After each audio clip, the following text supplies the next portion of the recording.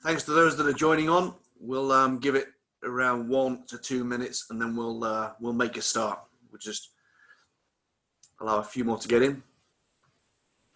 Thanks for joining.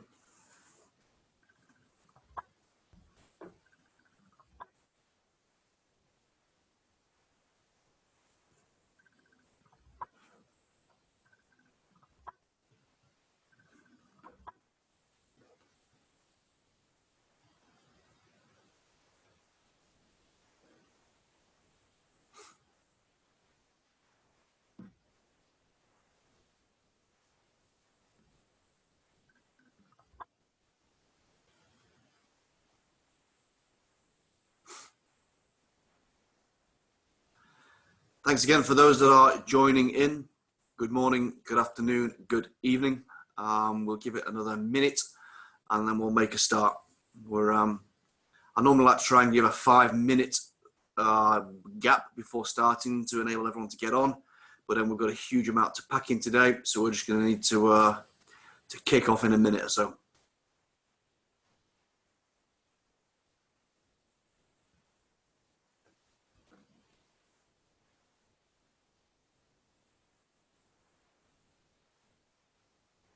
Ben, I think we'll just make a start. Is that all right? Yep, go ahead. Good on you. So welcome everyone. Really appreciate you spending the time to join us today.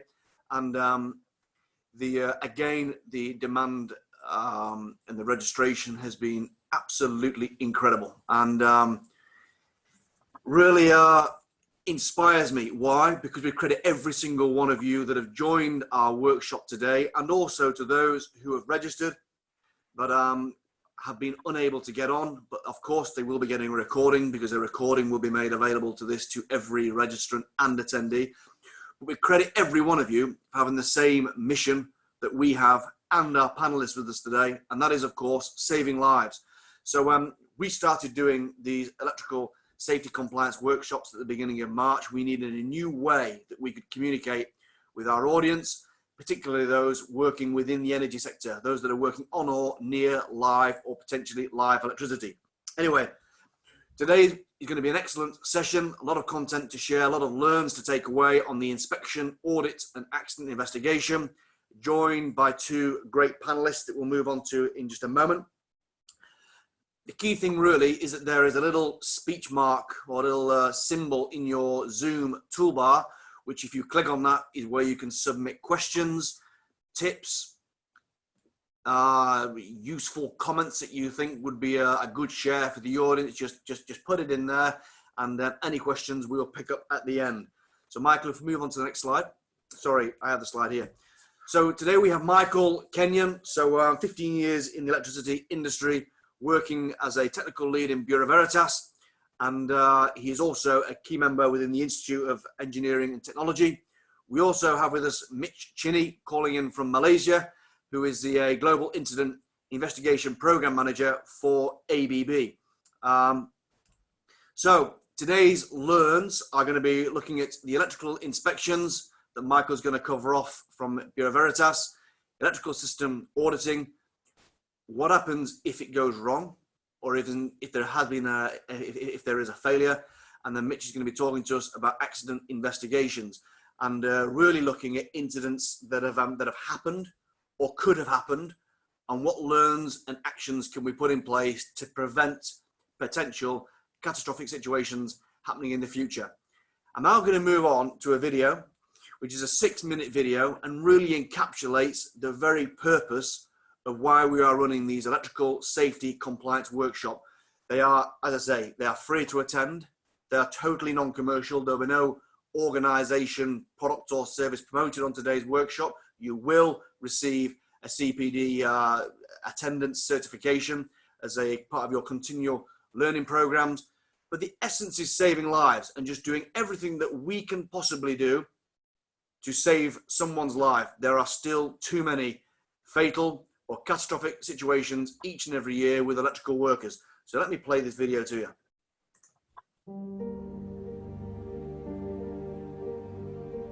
I've been an electrician for about 18 years now, and I'm very confident in what I do. and I still ended up in hospital. I've got up that day, the standard day, no thinking anything of it. I says, like, I'll bounce in and do that power quality assessment we had to do. I'd assessed the work to be done live, and I was very confident of what had to get done. It was possible to do it live. All I need to do is clip on these 4 crocodile clips, which isn't a hard task, you know what I mean? I can see the buzz bar. I've clipped on the first one, and then I've went to clip on the second one. And as soon as I've touched it, it's just went, just white, yellow flashed, you know what I mean, in my face, and just a really disgusting noise. I wasn't unconscious, but I sort of realised what had happened, and I could just smell it, all my hair burnt, my skin was all burning, and I could see all my clothes were burnt and things, my skin was hanging off and that, and I was just all black.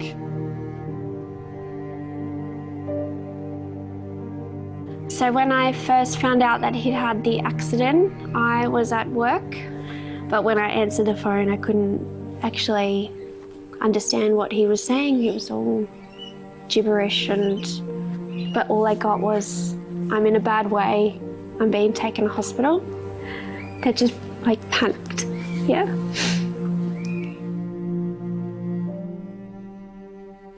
In Mark's case, while he was working in the switchboard, as a result of attempting to pull off 2 pieces of insulation, he exposed the risk of 2 separate electrical phases.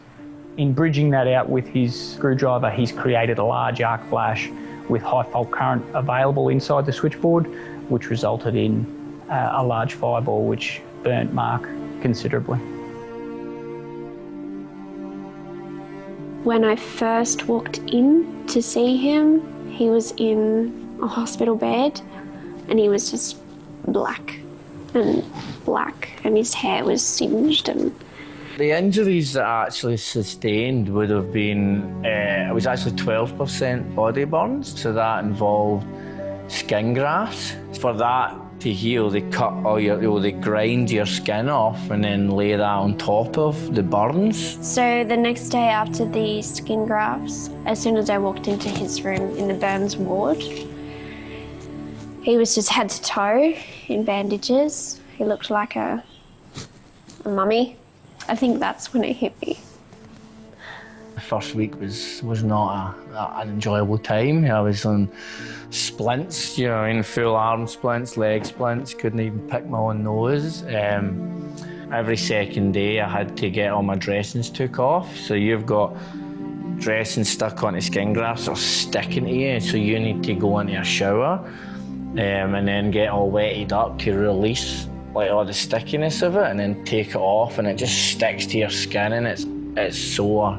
I didn't know what I was going to look like. I ended up in hospital for 3 weeks and off work for 3 months. And what I didn't realise then, due to what I was going through, how it had hurt Mel, how it had emotionally strained her, and mentally and emotionally. It's not a nice feeling to know that the person you love is obviously upset and hurt because of what's happened to you. Mark definitely didn't realise how much his accident had affected me. A realisation of how serious it was. He could have died. Yeah, just had no idea. When Mark started having his rehab, that was hard because he had been in hospital for such a long period of time without moving. He was really happy when he called me that he told me he'd walked for the first time with a Zimmer frame, so he still had to lean on it, but I was really proud. There's also a big emotional burden that's getting put on your loved ones, whether it be your wife, you know what I mean, your family, your parents, or something like this. Puts an emotional burden on them. He loves his work. He loves to be always, keeping his mind active. So when he couldn't go straight back to work, that also held some frustrations and a little bit of anger. I was really happy to see him back at work. I do want to be with him for the rest of my life, so I am grateful that he has healed. You can prevent arc flash by eliminating the hazard. Turn the power off and isolate the equipment, even if that means rescheduling the work for another time. Remember, working near energised parts can be just as dangerous as performing live work. Arc flash risk isn't just limited to large switchboards. They can also occur in smaller switchboards, electrical supply pillars, and even large electrical equipment. So plan your work and always follow your safe working procedures. Yeah, I think one thing that I would like to get out there after my accident is just to all the other Sparkies out there, just don't work live. Don't put yourself in situations where, or like I was, just because you're trying to please the client, just because you're trying to get the job done faster. If you've got a wife, kids, family, like, it's just not worth it. Nothing's worth your life.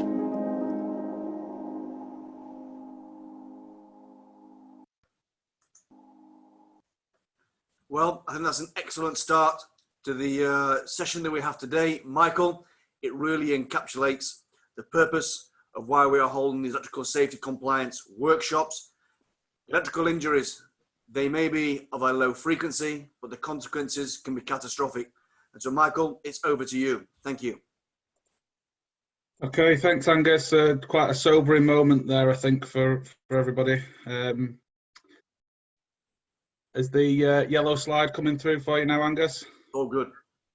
Fantastic, good stuff. Right, let's crack on. Okay, so just looking at electrical safety then after that that moment there, just to reflect on what we can do about this, what we can do as duty holders to ensure electrical safety and save lives, as Angus said at the start of all this. Looking at who a duty holder is, you know, everybody on the call today, assuming that you're in employment, you are duty holders of some degree. You know, so the managing director can appoint people to manage specific parts of the system or specific processes, but ultimately the buck does stop with the person at the top of the organisation. This is all underpinned and by the electricity at work regulations, so that defines who duty holders are and also what their duties are within that. In Regulation 16 of the Electricity at Work regulations, we talk about competency, and we just pull this out here at this point because, you know, it sounds like Mark there was quite a competent fella who knew what he was doing, but he took an undue risk or was not fully aware of the risks, you know, so it's vitally important that when you're, as a duty holder, if you're employing contractors or allowing people in your employment, your staff, to do electrical work, that you ensure competency. You know, adequate knowledge of electricity, experience of electrical work, and a key one in the middle there is adequate understanding of the system to be worked on. So I've done a lot of heavy industrial and hazardous area installations, but if I hadn't done that, I wouldn't be competent to work in those environments. So it's quite key that you understand the experience individuals have got to perform specific tasks. Understanding the hazards which might arise. So in the video there, you can see Mark understood that there was a danger there, but did he take the appropriate precautions and isolate the supply? Obviously, he didn't in that case, unfortunately. And the ability to recognise at all times whether it's safe to continue work. Just because you've got the client there asking you to do something doesn't mean you should be pushed into doing something in that respect. So that's all underpinned by the legislation, and the Electricity at Work regulations put these very clear responsibilities on the employer and the employee. So as an employer, you have the ultimate responsibility, as we've said on the slide before, but as an employee, you also have to cooperate with your employer and comply with the regulations so far as they relate to matters within your control. You know, so if you haven't been given the budget or the resource to do something, then, you know, you can't, that is out of your control, and the buck carries on up the tree to the person at the top of the tree. You know, so it's just really important to understand what is within your remit, within your job description, within your control, and within your power, within your gift to change.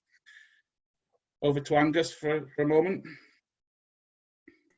Thank you, Michael. So we have obviously a global audience on here today, and it's always a challenge when we are running these workshops to try and make the content as relevant to the global audience as possible. And Michael is up from the UK, and so there is an amount of UK content within here. Of course, it has a global, it is applicable globally, but I want to have a shout out for the NFPA 70B document that if the attendees today and also those that hear the recording aren't aware of this document, then I would urge you to familiarize yourself with probably one of the best guidance documents around equipment, preventative maintenance. So that's simply all I wanted to say, Michael, that if you're not aware of NFPA 70B, if you've not familiarized yourself with it before, then go online and research it. Thank you, Michael. Thank you. Okay, so just looking at electrical safety and why it is so critical then. If we look at this, this document here, I've got a copy of it here. It's free to download off the HSE website. It's statutory, so what I mean by that is it's law.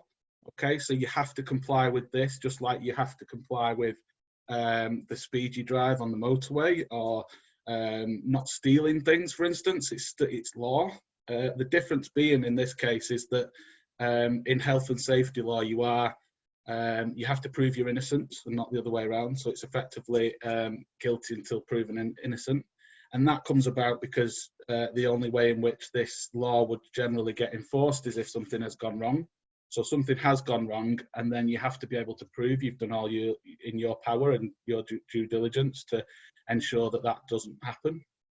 So that's the statutory document, and within there it defines 3 causes of death or injury from a person. One of them mentioned in the video before, another one being very obvious, which is electric shock, you know, a direct shock, electric burns, but then there's three more, sorry, that are a bit more less obvious unless you're in the industry. So that's fires from electric origin. So if an electrical fault ignites something combustible. Electric arcing, which is what was cited within the video there on Mark's story, you know, where electricity jumps from one piece of conductive material to another and creates effectively an explosion. And then the last one is explosions initiated by electrical energy. Okay, so common causes of these injuries. So today we're focusing more around the highlighted points, which are excessive dust, corrosion of equipment, importantly, improperly maintained or installed equipment. Things have to be maintained and installed to a good standard to ensure safety.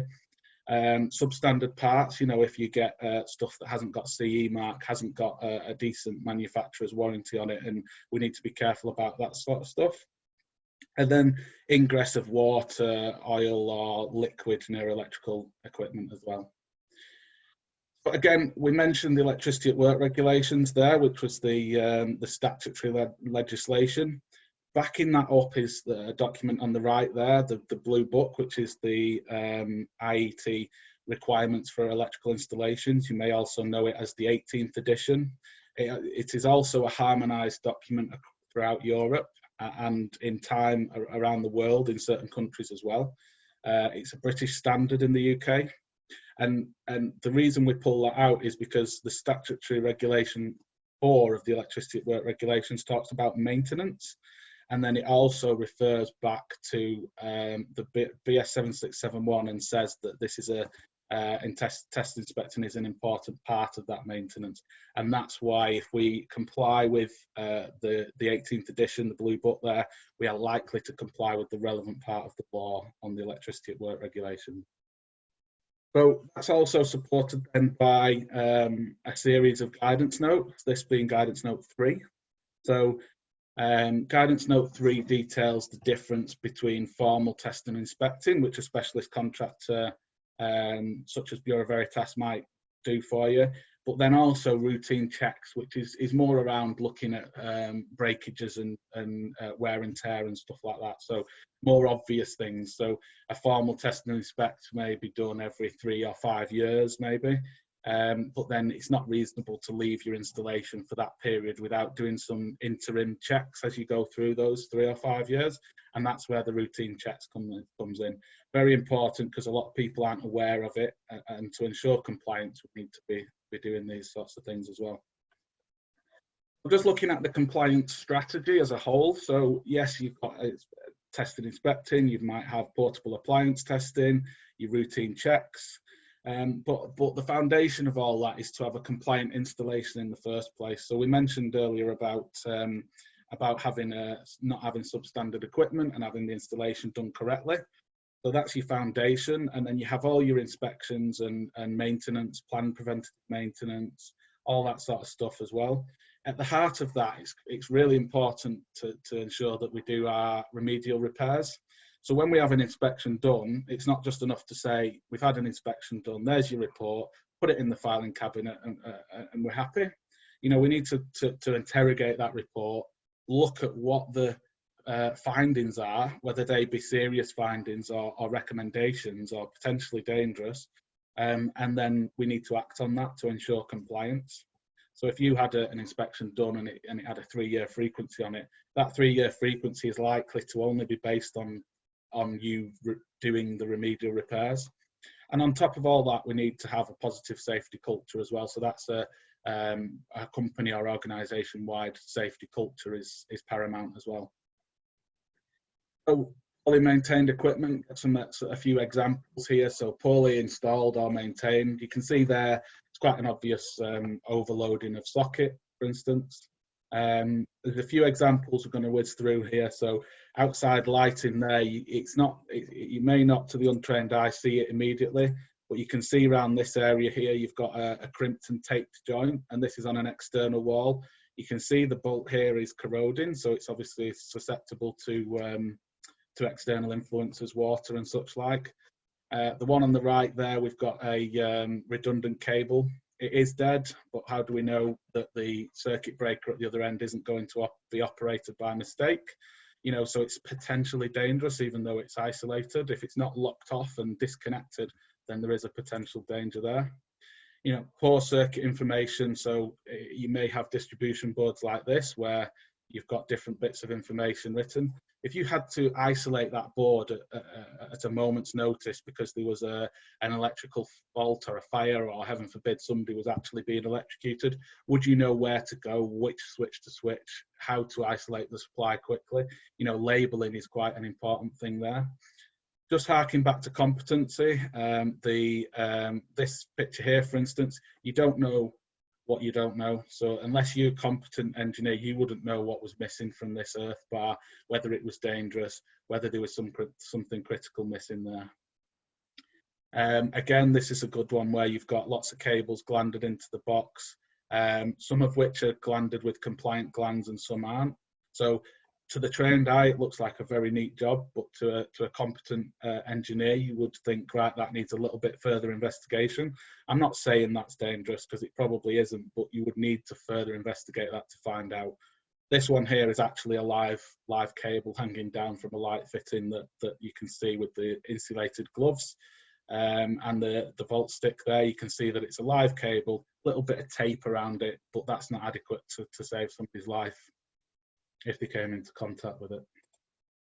A couple of interesting ones here. So this is a supermarket, as you can see, just out of reach. You can't quite probably see on your screens, but that's a distribution board that's just placed on top of a fridge. And then you've got all the cabling and that. So nothing's been installed correctly. And it's literally just out of reach of members of the public there, just going about the business and doing the shopping. Poor selection of equipment and cable in there. So this is in a harsh environment, and water's got into the cable there to deteriorate the braid within the cable. So it's just important that we select the right equipment, we install it appropriately, and then we maintain it. It's not just about auditing and maintaining your existing equipment. We need to make sure you select a competent contractor to install the right equipment in the first place. Snake. Sometimes we get wildlife in our switchgear. I mean, this is not a UK one, mind, but we have had a badger recently, believe it or not. One of our inspectors found had climbed up into the back of the panel and come to an unfortunate end. Is this your picture from formerly in Australia, Mitch? It might well be. Yeah, it could be close. Actually, I just zoom in a little bit, and I've seen an upside down ABB logo as well. So it's you know. Yeah, I didn't notice that, but yeah, you're spot on. Yeah. And the one on the right there, you've got a plug and socket. So the reason for this photo is the fact that inspection and testing has to be intrusive sometimes. You can't always have a proper job done without unplugging the equipment. So in this case, you can see burning here and also on the socket. But if you plug that socket back in, you're not necessarily going to notice. You might just notice a little bit around that pin there, but you might actually miss the fact that there's quite a serious defect and a hazard there to anybody concerned. So you have to accept that your audits and your inspections need to be intrusive at times to be comprehensive. Okay, so looking at all that we've talked about there, got a little poll here that I think Ben's going to run. So the question is, what is the lowest amount of current that is likely to kill? And there's some options there. So this is just the amount of current that is likely to kill. So depending on how strong you are, how big you are, whether you're perspirating, for instance, so you might have damp skin or whatever. There's lots of variables, but typically this is the value that is likely to kill you. So if we've got a few results coming in there, if you want to publish them when you're ready, Ben. Okay, great. So we've got 0.03 of an amp. So this is the value that most people have gone for, and that's spot on. So if you consider that if you consider that a milliamp is 1,000th of an amp, this starts to bring this into context. I've come across a lot of people who are working on a live lighting circuit in domestic premises or even an office or something like that. And they say, well, it's only a lighting circuit. It's only connected to a 6 amp circuit breaker. What we're saying here is that 0.03 of an amp is likely to kill you if it passes through your body. So don't matter whether it's a lighting circuit, whatever it is, the amount of current is there. It's real and it's dangerous. So the current flowing through a 60-watt light bulb would easily kill 5 people, so it's a serious thing here. And it's not a lot of current. This value, if you change it to a milliamps, it might become familiar to you when you're looking at RCDs. So an RCD, a 30 milliamp RCD, is principally there to protect life, and that's why that value is important. So you probably remember that value going forward now. A few burns there. In fact, I'll just snip back there and so these 2 pictures here. So you can see one there, the guy's touching the live conductor going down to earth, and the other is touching the live and the neutral conductor. So it's not just the fact that you get electrocuted, it's how as well. So in this case, this guy might be fortunate enough for the current to miss most of his vital organs, for instance, whereas over here, the path that the current's going to take is right across the guy's chest and obviously through the vital organs. So it's not just how much current, but it's where in the body that current flows as well. 2 examples here, somebody holding a drill there, so the current's gone in the thumb and out through the wrist. And then we've got fires here. This is a mock-up, but the principle still remains. A majority of UK fires are caused by electrical equipment. This one is some switchgear which has had an arc internally and caused the equipment to effectively explode. Now, that's not necessarily a slight on the equipment because it looks like a decent panel to me, but if it's not been installed correctly and maintained, the risk can still be there. And to mitigate against that, Scanware are like the experts in arc flash equipment and the different levels, different zones in which you operate is a greater risk. Hence why in the video at the start, Mark was right up in this zone here with the cover off and it was exposed live conductors. It's not a safe place to be. And explosions as well, these are often caused by dust, but gas vapor and such like. So it's important from a hazardous area point of view that the electricity might just be the trigger, the incentive spark that creates the chain reaction that causes the explosion, basically. And then if we just want to move on to more on the investigation side with Mitch. Yeah, hi. All right, so thanks for that, Michael, really appreciate it. It's actually quite a good lead into the topic that I'll be talking about today with incident investigations, or more specifically, how do we learn from our incidents that we do have? And so as I was introduced, I am the Investigation Program Manager with ABB, and I've also supported as the Electrical Safety Authority for a number of years recently with ABB as well. And unfortunately, part of my role has been, for most of my career actually, has been working with electrical incidents within the industry. And so I guess the positive side of that is that we're always looking to promote where we can. How can we better understand what happens when we're exposed to electrical incidents, and the most effective way to learn from that, which includes the manner in which we undertake our investigations. So some of you before may have been involved in an incident, whether it's as the person injured themselves, like Mark from Australia in that introductory video, or whether you're the person who's making a call to somebody else to let them know that there's been an incident, or whether you're the manager who's receiving that phone call. So when you receive that phone call, it's one of the most dreaded phone calls that you can receive, because you're not exactly sure what's happened, but what you do know is that it has happened, someone's been seriously injured, and we need to make sure that we're doing all we can to be able to obviously assist the victim first and foremost, make the area safe, as well as then be able to start to preserve the scene, to make sure that we're going to be able to collect all the necessary information to be able to learn from this incident most effectively. One of the first things that I tell all of our lead investigators is that you can never take enough photos or videos. So this is quite a critical point to be able to get across, because we can use those photos and videos for so many reasons following the incident. One can be, we can understand from a perspective of witnesses what they were looking at, what they might have seen or heard. We can look at weather patterns. The sooner the photos are taken to the incident, the better. We can start to understand, did that impact on job pressures or anything like that? And we can also start to look at other things like taking our witness statements, and we talk about this term called the golden hour. So the golden hour is if we can capture as much information as we can within that initial period of the incident, then we typically find after that golden hour, which could be 1 hour, it might even be a whole day in some cases, then we start to lose the credibility of the information gathered as well. We use an acronym which is quite common in the industry, but we've also adopted it in ABB as a method of categorizing our information. So we think through a list of, have we got all the information related to people, environment, equipment, procedures and documentation, and organization.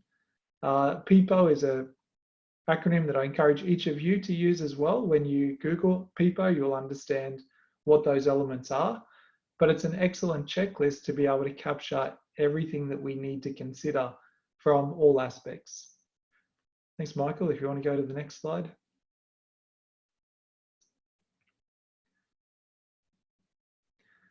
All right, so when we get to this information gathering stage, a lot of electrical incidents, we can see them as quite straightforward.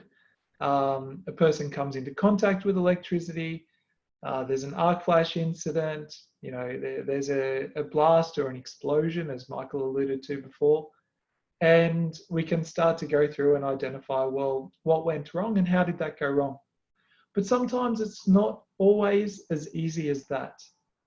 We talk about things like near misses. We have instances where people receive an electric shock, and within a good HSE culture in a business, they'll report an electric shock regardless of how minor.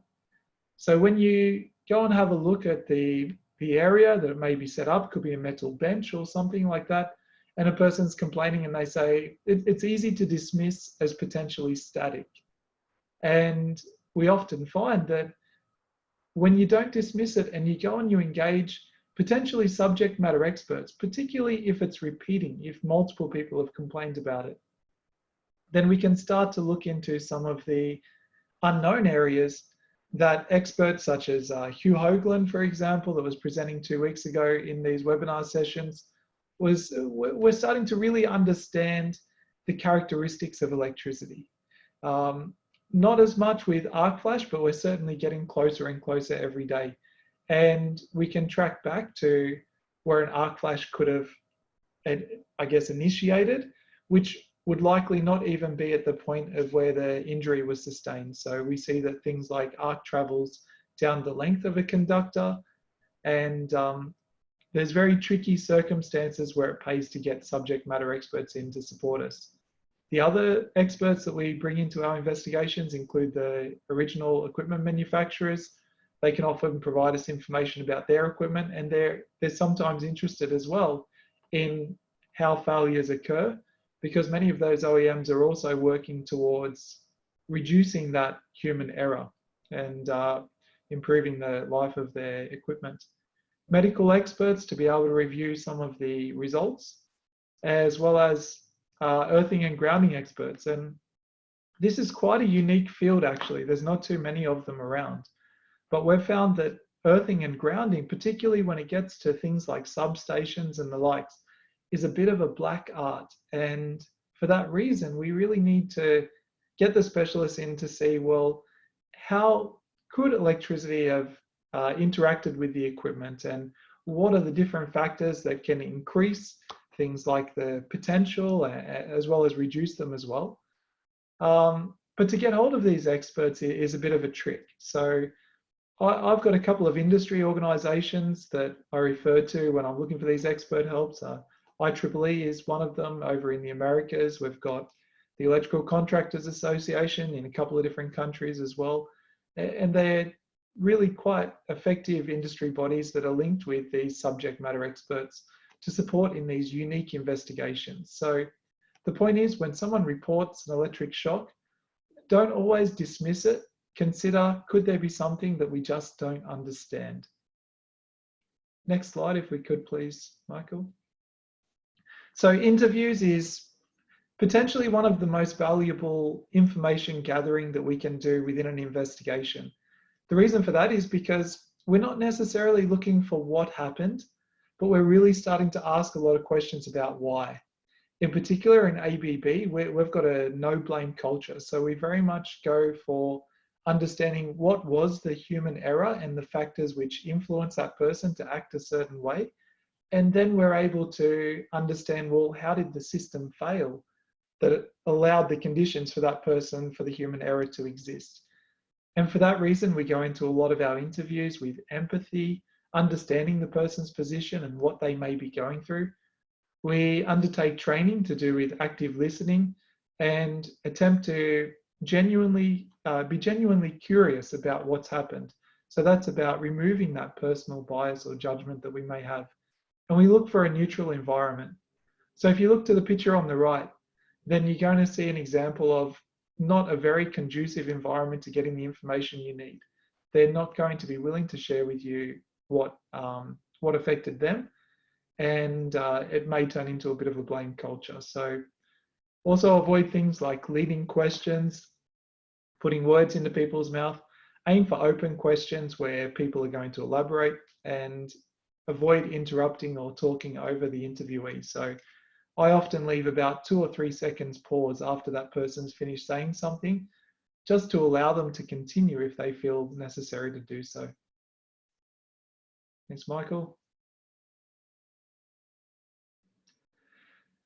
So once we've gathered all the information that we need, we need a root cause analysis tool. Now, the truth is there's so many tools out there, and they're all effective when they're applied in their intended method. Some of the ones that we might be more familiar with, over to the left-hand side, you've got a bit of a causal method. In the middle, you've got Ishikawa from the fishbone one that some of us might be familiar with. And we've also got barrier thinking to the right, which emanates from Dr. James Reason's barrier thinking. And we've actually gone more towards a method that goes in line with barrier thinking, which is the tripod method on the left-hand side there. It really, we have an expert panel of lead investigators who we're continually evolving their competence and growing our qualified lead investigator list. And because this is quite a intense methodology, but what it does allow us to do is to really understand where the human error exists before we're led to where the system deficiencies are. Other popular models, in particular, that have had James Reason input includes ICAM, the Incident Causation Analysis methodology. Both come from, actually, ICAM comes from a bit more aviation oriented.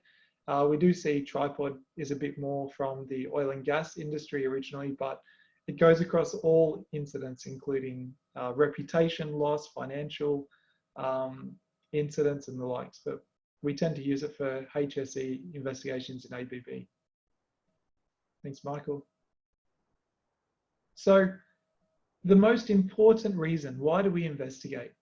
And it's simple, we're here to learn from the incidents. And where we lose a lot of traction is going to the effort of an investigation, and the people who receive the investigation findings don't value them. So we need to be able to understand, and this is a critical step in incident investigation, is how can we get those who need to act to value the findings from our incidents that we have? Otherwise, we're just going to repeat the same mistakes again. So we encourage a just and fair process or assessment, again, on the backbone of James Reason, who introduced the idea of a positive HSE culture won't blame the person.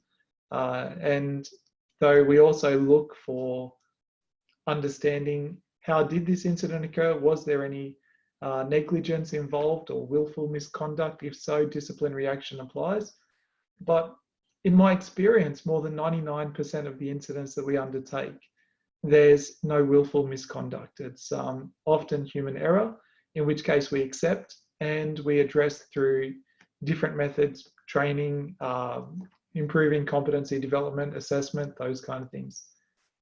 We are transparent around the facts surrounding the incidents. Obviously, we avoid sharing opinions, but certainly facts are available to everyone. We understand, have an understanding of which workers will relate to and benefit from this learning. We use things like videos of victims retelling their story. We saw how powerful Mark's video was at the start of this presentation. And we focus on simple actions, which means that we're not in this to come up with a list of 50 corrective actions from an incident. We want to provide the organisation that needs to learn something that they can act upon, that's within their resource constraints, that's going to make a difference. We avoid that blaming and shaming of the persons, and we avoid doing group-wide lesson learned process. So we don't just email absolutely everyone. We target our lessons learned, and we make efforts to avoid emailing lessons learned. And if we do, then we're still following that up with things like video calls and whatever's even face-to-face toolbox talks, to make sure that that information is handed over to the people who need to be aware of it, so they can include that in the development of their risk assessments and mitigation techniques moving forward. So that's it from me. Key takeaways is you really need to gather your information in that first hour of the incident wherever possible. When you're doing your interviews, then it's a no blame, no judgment approach. Be open to learning. And finally, after your root cause analysis, is target your learnings to the people who are affected by the incident, not just to everyone. Mitch, that was incredible timing. I think we're 1 minute from your timings. I don't know what the audience feel, but I think that was an excellent session. So thank you very much, Michael Kenyon. Thank you very much, Mitch Cini. It was a lot of content, and it moved quickly. And as I say, a recording will be shared with every attendee, so you can adjust the speed and you can stop the slide at the point that you want. Ben, I think a number of questions have come in. Do you want to kick us off with some of the questions, and we'll see how we can answer them? Yeah, we'll do. Quite a few have come through. We'll see what we can do. Hello, everyone. So first question, we use a lot of contractors. How do I best check my contractor is competent? Probably best taking that one, Mitch, I guess. So so there's multiple ways. Yeah, in the UK, we have the NIC, EIC, for instance, and other voluntary bodies such as the ECA. So these are accreditation bodies that we as contractors apply to become accredited. Now that gives you a certain level of comfort, but in my personal opinion, it's not enough to just say these guys are accredited with these bodies.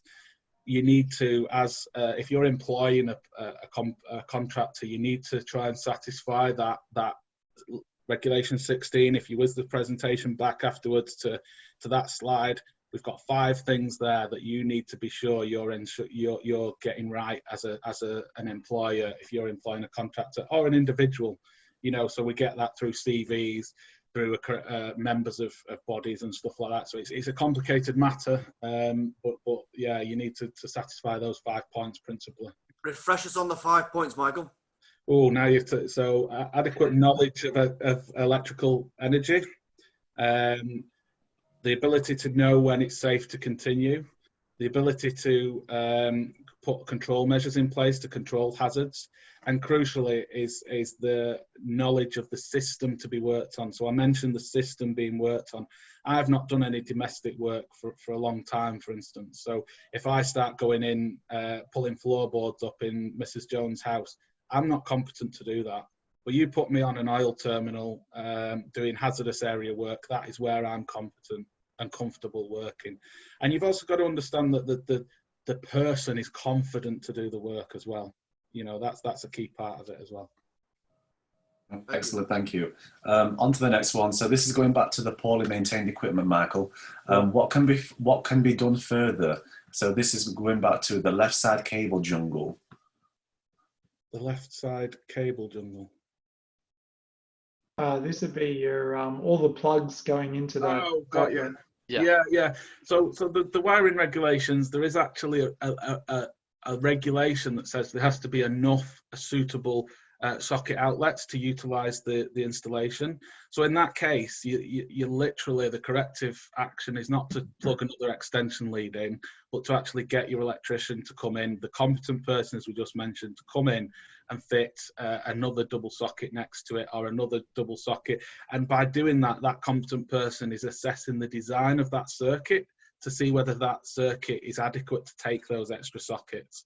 You know, so in that situation, you need the competent person to come in and redesign that circuit to get it right. And that's the long and short of it, basically.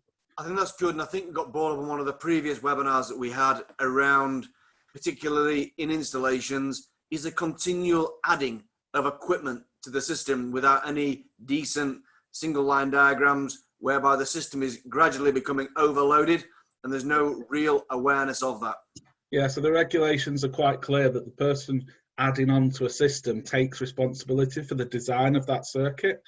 And if they're adding something in, they should be assessing the design of that circuit and confirming on the right certification. So if that's a new circuit, it's an electrical installation certificate. They're declaring that they've assessed the design and made the alterations appropriately for that system. That's why it's really important even when you're altering equipment, that you've got that competent person and the proper audit trail of reports and documentation as well. Oh, perfect, thank you. So this next one's from David.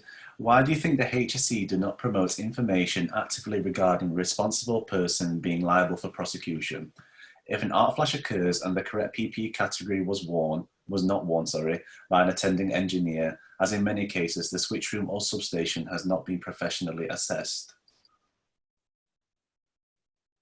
So why does the HSE not actively promote regarding responsible person being liable for prosecution?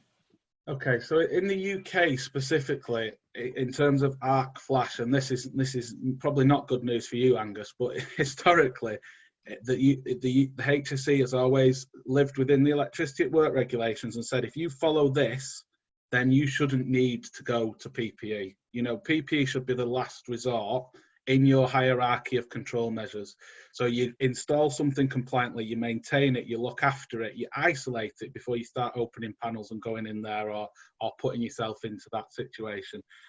So my personal opinion is the HSE are looking at the control measures before you get to the point where you're looking at arc flash PPE, for instance. Although, as we saw in the legislation, under definitions, protection against arcing is defined in the law, you know, so ideally that's a control measure. You isolate the supply, as they said in the video at the start of the webinar. You don't work on it live, you know, but you get down that hierarchy that's when you come and bring your PPE in at the end of that. No, perfect, It's there thank for you. a safeguard. It's your arc flash is your PPE backup in case it goes wrong. And sometimes you can't not work live. So we had discussed it in the last couple of webinars that when you're proven for dead, that is classed as live. Exactly, There's no yeah. getting away from that, if that makes sense. So Spot that's where your arc flash and your PPE comes into play. And also when you're fault finding, you've got to have a system live in order to detect where the fault's occurring. So again, you've got to work live in those situations. There's no getting round working live per se. Obviously, yeah, you know, there's the precautions that need to be put in place, but I think it's just a matter of clear as well. I think that's possibly one area the HSE isn't strong on. No, maybe not. So you've got time for a few more. So this next one, I assume this one's for you, Mitch. If we have a no blame policy / mindset, when it comes to incidents, won't that mean that workers will just do what they want without fear of disciplinary action? Yeah, thanks for that. Look, it's actually it's a very common concern that people have when you talk about the idea of no blame. The term no blame is a very simple term, which we don't actually use necessarily in ABB. We use the term just and fair process. And the reason we use just and fair process is because we have this flow chart which we can follow through, like asking questions, you know, did the person have the necessary training and understanding of the issue or the problem, moving through to one of the final questions which determines if there's willful misconduct. Were they aware of the consequences of them taking that action? And if the answer is yes, then actually there is disciplinary action. But to be honest, a good investigator will almost always find that there's many factors as to why people make decisions, which are typically in the interest of the organization at the time, taking shortcuts, those kind of things. And often we find that there is a lot of human error driven by pressures, and for those reasons, it would be unfair to discipline that person, particularly because when we do discipline, then that team will be far less likely to report incidents in future out of fear of losing their jobs. I think that's the most critical point, isn't it? If there is a strong culture of discipline, you may say, then you're going to run into the risk of people not reporting it. They won't speak up. That's right, yeah. So we don't get the chance to address it. And the next incident will likely be a lot more major, where they can't avoid but report it. But we miss the opportunities to investigate the smaller incidents which have the same causes. That's great. Great, thank you. How much more time have we got? That's quite a few questions here still. Yeah, good. Keep going. We're Yep. The stop time is in a few minutes, so.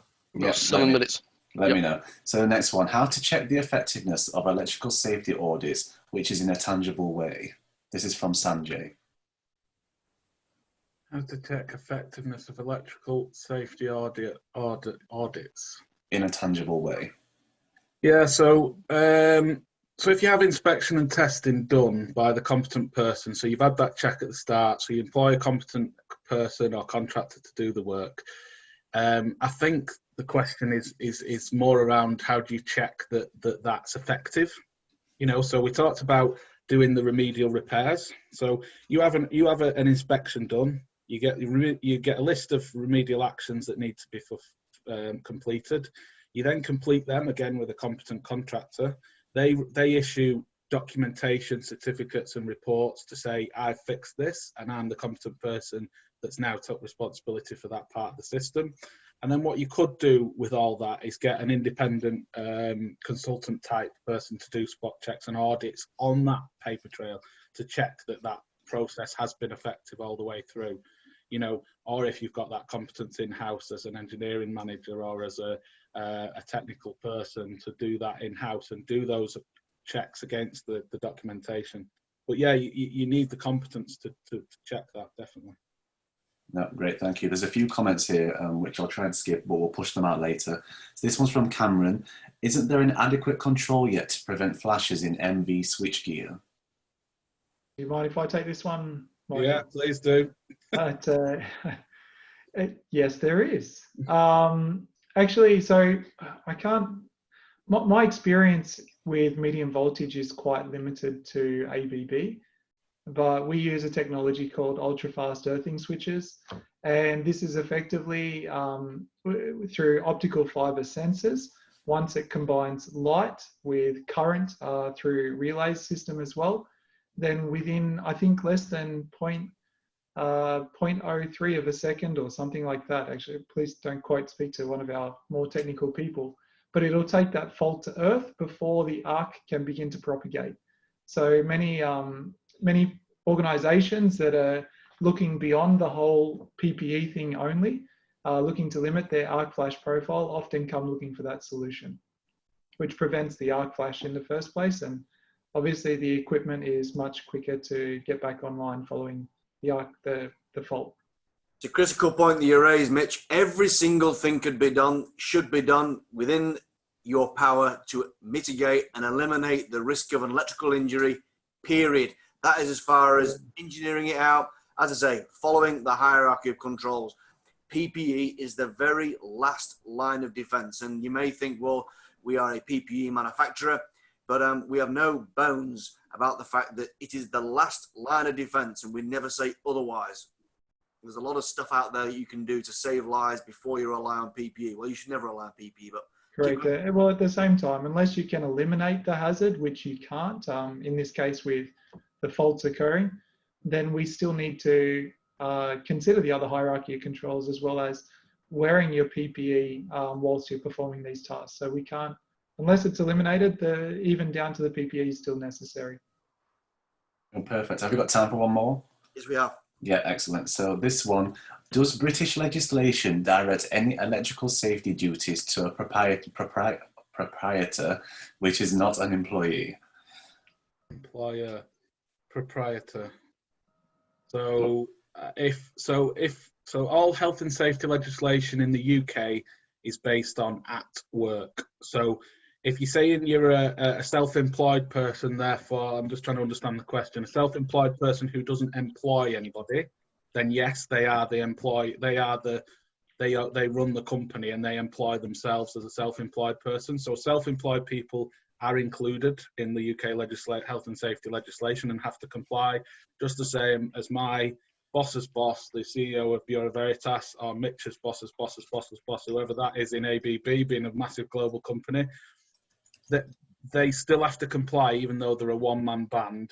If the question is more targeted around outside of the work environment, then no, the health and safety legislation is at work. So it's the Health and Safety at Work Act, and it's the Electricity at Work regulations.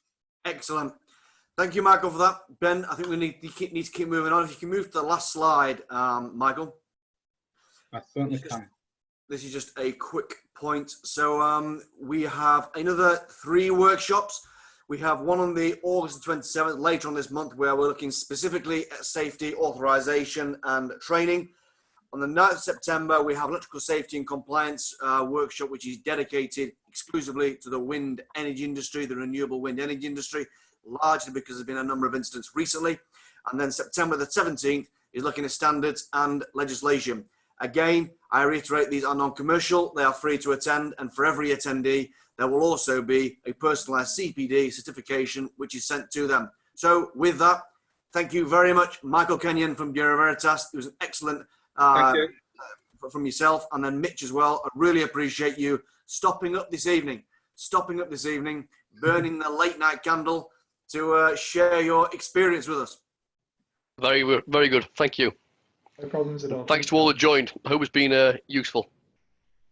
Thank you all. And a recording, as I said, will be circulated to all attendees and registrants after the workshop. And a survey will be going around as well for everyone's feedback. If they could leave that in, please, that'll help us do even better for the next one. Yeah, it'll be hard to top this one though.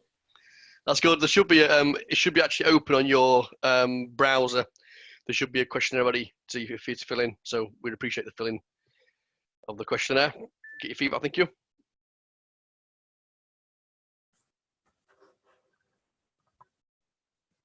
Mitch, I think your timing was spot on. I told you I can deliver a presentation. I set you up at bang on 2 though, Mitch. Yeah. I can tell there's 2 engineers both talking. Even when you threw in the curveball of a video at the start, at the last minute, Angus.